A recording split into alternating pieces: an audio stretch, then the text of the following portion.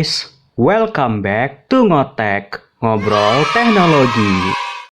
Pada video kali ini, kita akan kembali ke segmen tutorial.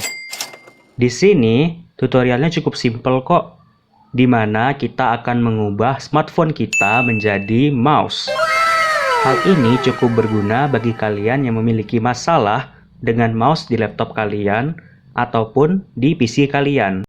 Oleh karena itu, jangan lupa untuk like, subscribe, nyalakan loncengnya, dan share ke teman-teman kalian ya, agar channel ini tetap terus hidup dan berkembang. Tutorial kali ini, kita cukup membutuhkan aplikasi yang bernama Remote Mouse.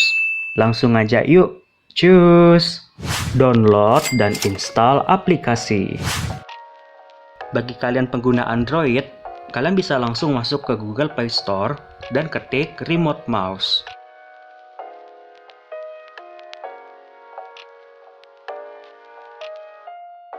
Jika sudah ketemu, langsung kalian klik install ya, dan tunggu sampai instalasi selesai.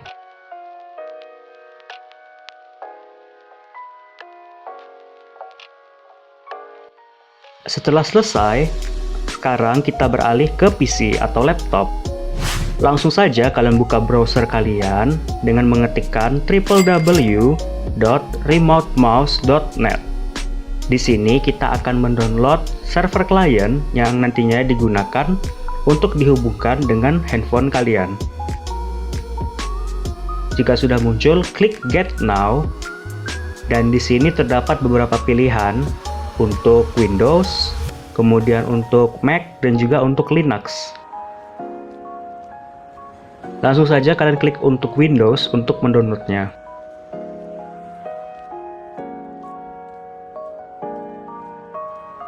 Setelah tersave, langsung saja kalian install seperti aplikasi pada umumnya. Jika proses installing selesai, maka akan muncul shortcut berwarna hijau di desktop kalian. Step pertama pun selesai. Synchronize.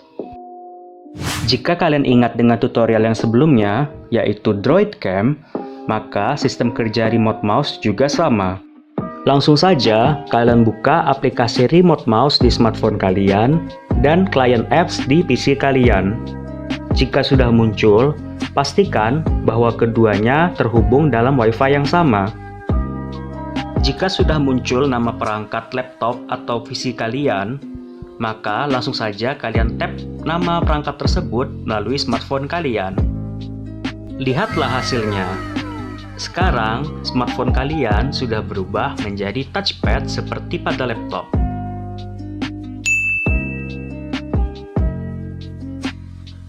Untuk area yang berwarna hijau, itu merupakan touchpad, sedangkan kotak abu-abu yang terdapat di bawahnya itu menunjukkan untuk klik kanan dan klik kiri pada laptop kalian.